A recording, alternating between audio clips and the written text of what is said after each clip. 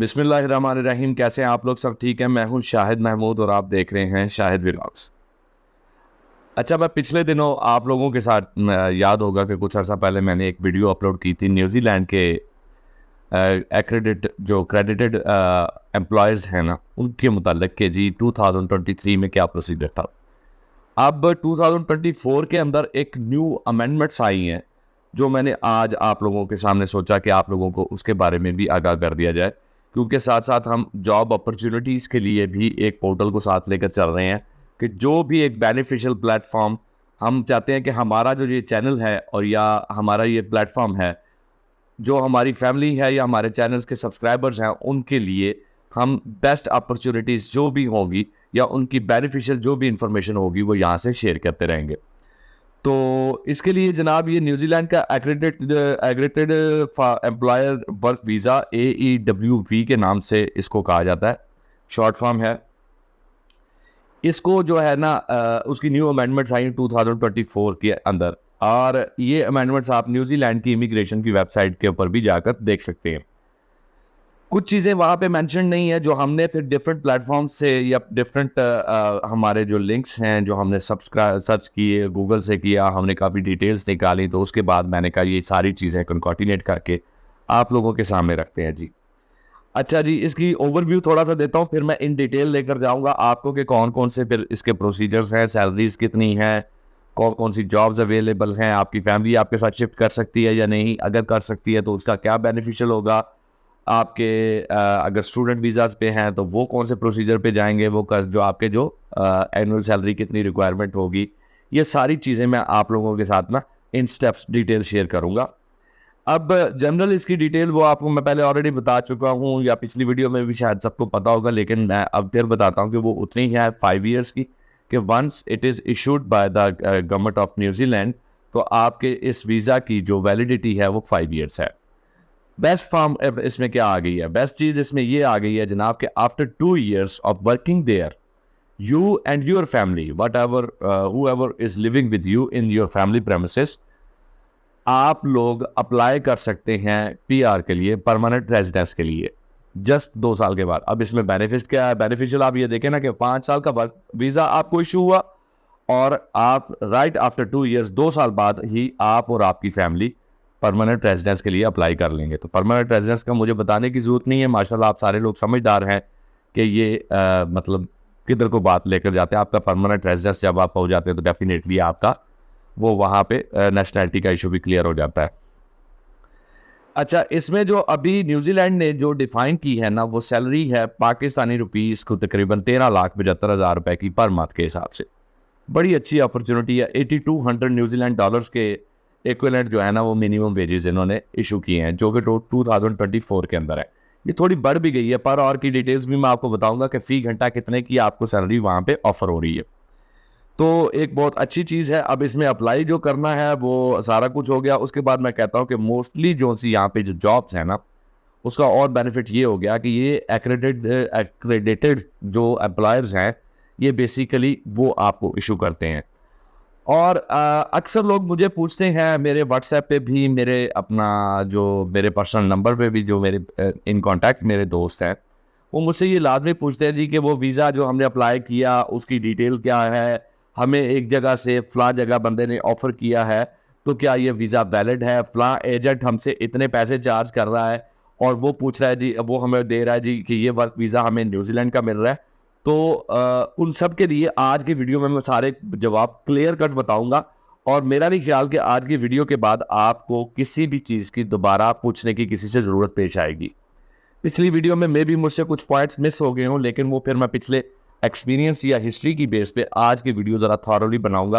तो इसलिए वीडियो को पूरा देखिएगा। आपको ये सारी चीज़ें स्टेप बाय स्टेप एक दफ़ा आपने कंप्लीट देख लिया तो आपको किसी की हेल्प की ज़रूरत नहीं पड़ेगी। अच्छा, इसमें ये है कि जी ये एक्रेडिटेड जो अप्लायर्स हैं ना, ये बेसिकली गवर्नमेंट ऑफ न्यूजीलैंड की तरफ से ही अप्रूव्ड है। इनके अलावा कोई भी फॉरेनर्स को जॉब ऑफर नहीं कर सकता। मैं फिर से कह रहा हूँ कि एक्रेडिटेड जो एम्प्लॉयज़ हैं, इनके अलावा कोई भी आपको फॉरेनर्स को as a foreigner job offer नहीं कर सकता न्यूजीलैंड के रूल्स के मुताबिक। दूसरा यार एक गिलास पानी मिल जाएगा, मुझे प्यास लगी थोड़ी सी। अच्छा, दूसरा ये होगा कि उसके बाद क्या करना है आपने कि ये मोस्टली जितने भी ये एम्प्लॉयर्स हैं ना एक्रेडिटेड, ये बेसिकली आपको free visa, air ticket, accommodation and food mostly apply करते हैं, मतलब इशू करते हैं आपको। तो ये भी आपकी कॉस्ट को काफ़ी कट डाउन कर देता है। ये नहीं है चक्कर के यहाँ से जनाब आप 40-45 लाख रुपया या 50 लाख रुपया, आई डोंट नो कि कितनी कॉस्ट जा रही है एजेंट्स की, तो वो जितना आप दें तो आपको वर्क परमिट यहीं पे बैठे घर मिल जाएगा। It is not possible. अगर मिला भी तो वो आपको वेरीफाई करना पड़ेगा। वो करने का तरीका भी मैं आपको बताऊंगा ताकि आप यहाँ से या उसको पे करने से पहले उसकी वैलिडिटी चेक कर लें। अच्छा जी, ये एम्प्लॉयर लिस्ट जो है, ये बेसिकली ये जो एम्प्लॉयर्स है ना, ये जो लिस्ट है, इनका काम ही ये है कि ये फॉरेनर्स को हायर करते हैं। ठीक है, ये मैन पावर जो लेते हैं, ये कैंडिडेट्स जितने भी अपनी मतलब कंपनी के लिए हायर करते हैं, वो इंटरनेशनल एम्प्लॉयज को ही लेते हैं। ठीक है, इनकी बहुत सारी जॉब्स आती हैं, बहुत सारा कुछ आता है। मैंने काफ़ी चीज़ें लिखी हुई हैं, इसलिए मैं साथ साथ पढ़ के भी आपको मतलब की पॉइंट्स लिखे हैं, तो मैं साथ साथ बता रहा हूँ क्योंकि कोई चीज़ मिस ना हो जाए। Thank you very much.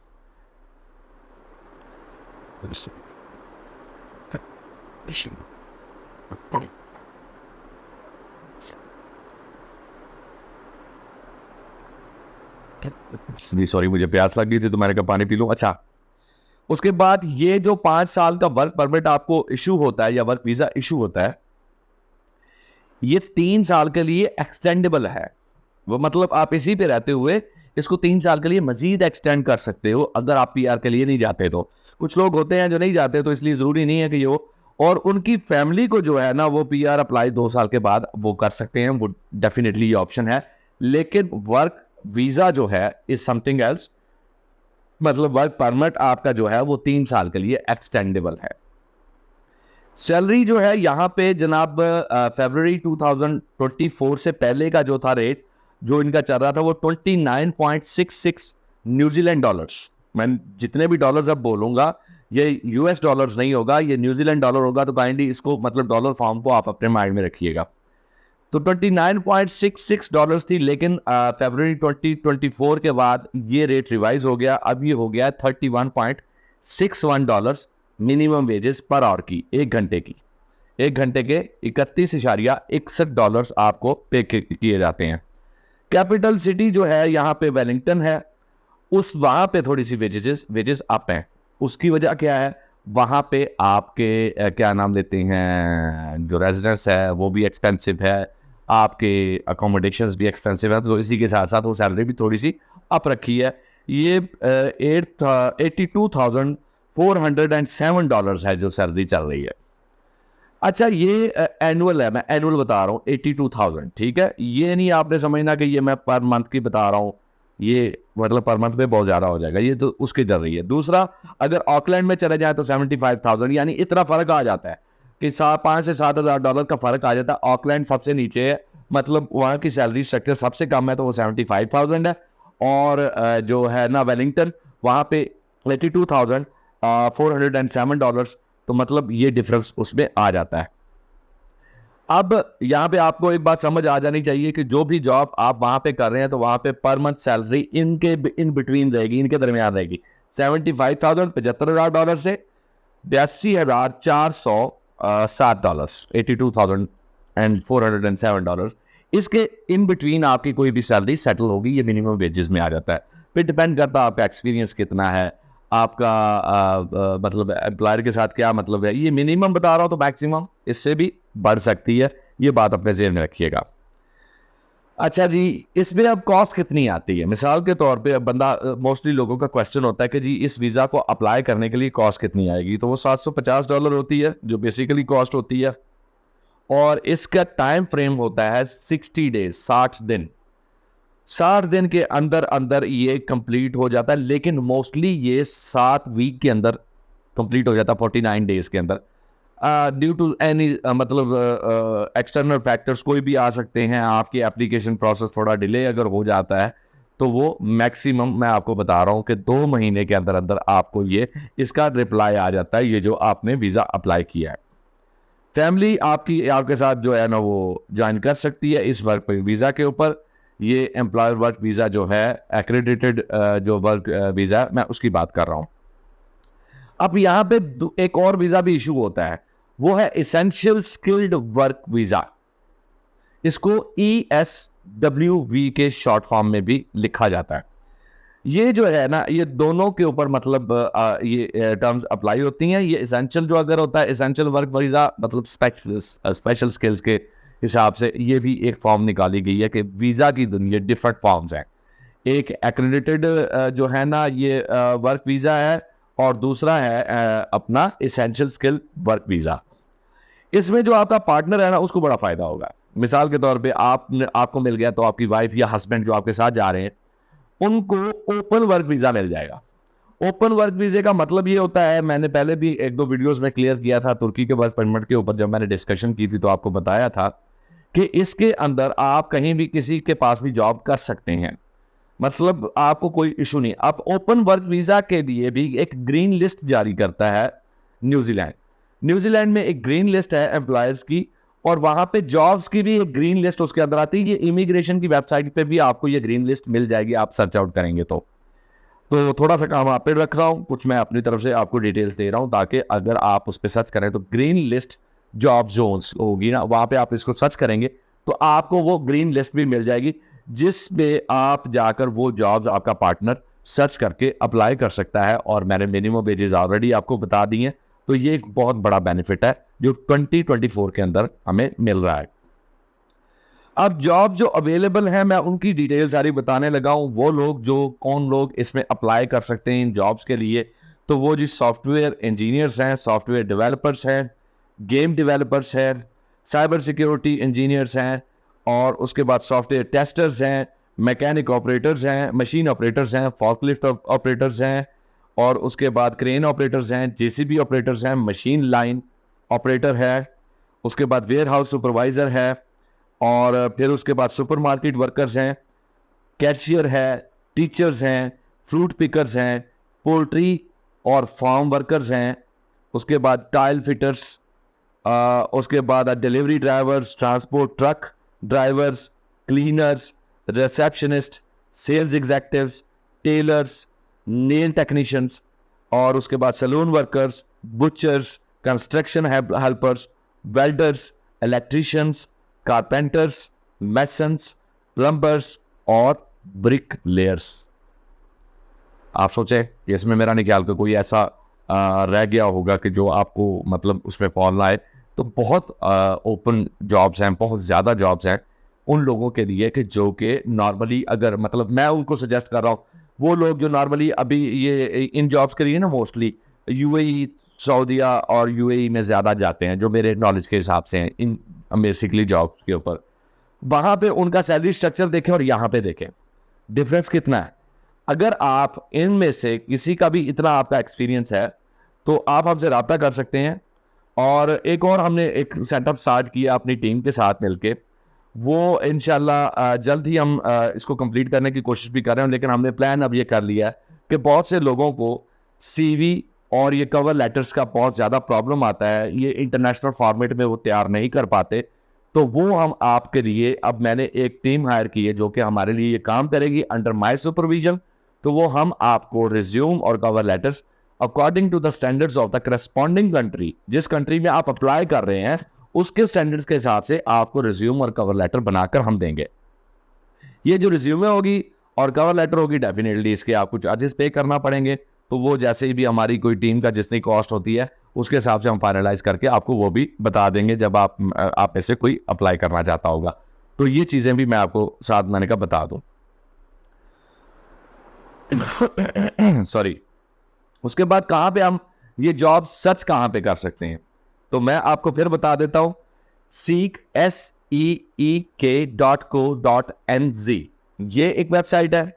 उसके बाद nz.jora.com ये वेबसाइट है एक।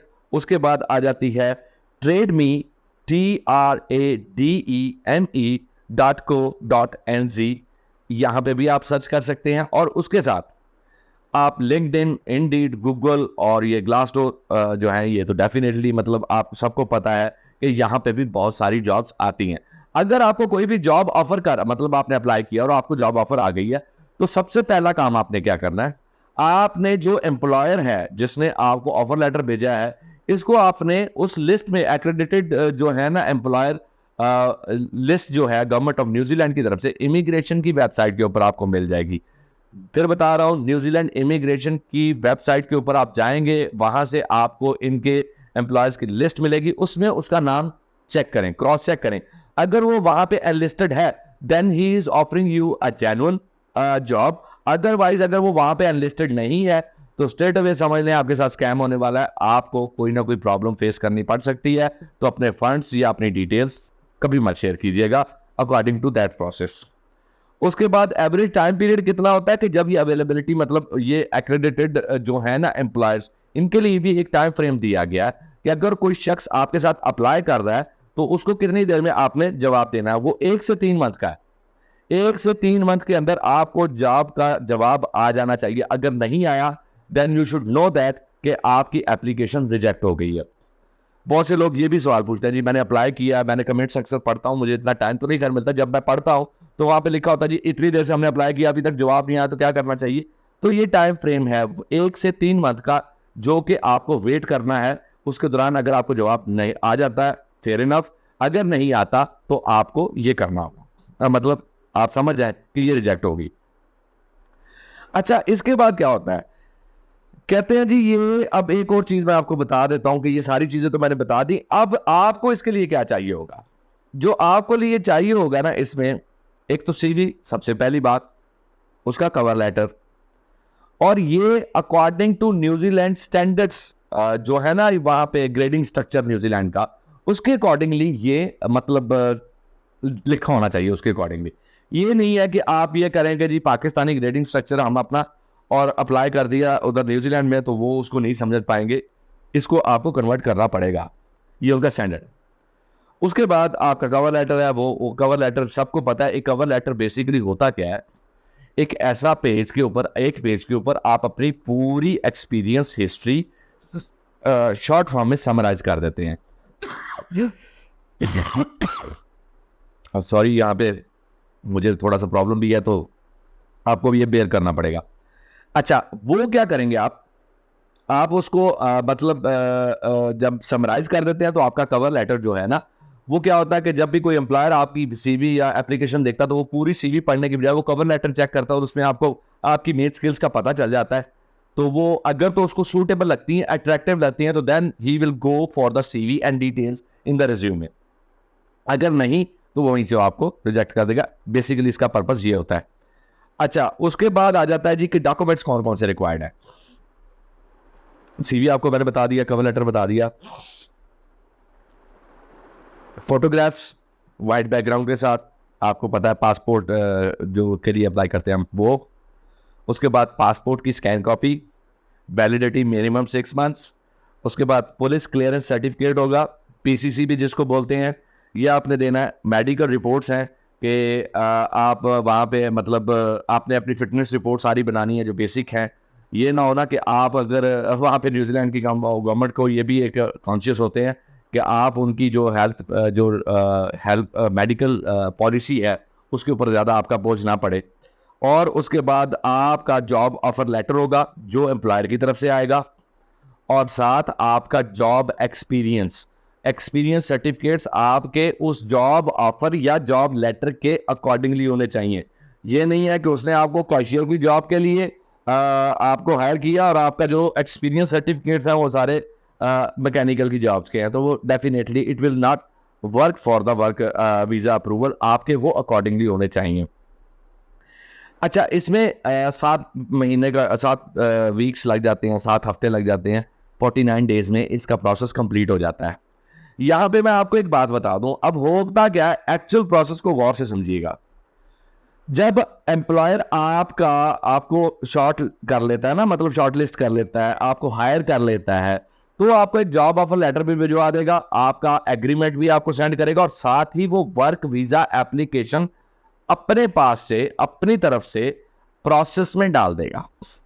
ये न्यूजीलैंड इमिग्रेशन की तरफ से वो डालेगा, और न्यूजीलैंड इमिग्रेशन की तरफ से आपको एक ईमेल में एक लिंक आएगा लिंक के अंदर आपने ये सारे डॉक्यूमेंट्स जो भी आपके होंगे ये आपने सबमिट करने हैं और उसके साथ उसकी फीस 750 न्यूजीलैंड डॉलर्स वो आपने पे करनी है और ये प्रोसेस इस तरीके से कंप्लीट होगा। इसके अलावा कहीं भी अगर आपको कोई कह रहा है कि जी नहीं जी हम इस तरीके से डायरेक्टली वर्क परमिट मंगवा रहे हैं और ये कर रहे हैं वो करें, ये 2 नंबरी है, इसमें मत फंसिएगा। मैं आपको यही सजेस्ट करूंगा कि लीगल वे के थ्रू आप अप्लाई करें। रिज़्क देना या ना मिलना या कम मिलना ये सब अल्लाह और उसके रसूल के हाथ में है, अल्लाह ताला की ज़ात के हाथ में है। तो आप एक चीज़ ज़हन में रखिएगा, अपना ईमान मजबूत रखें, अपना कॉन्फिडेंस मत लूज़ करें, अपनी होप मत छोड़ें।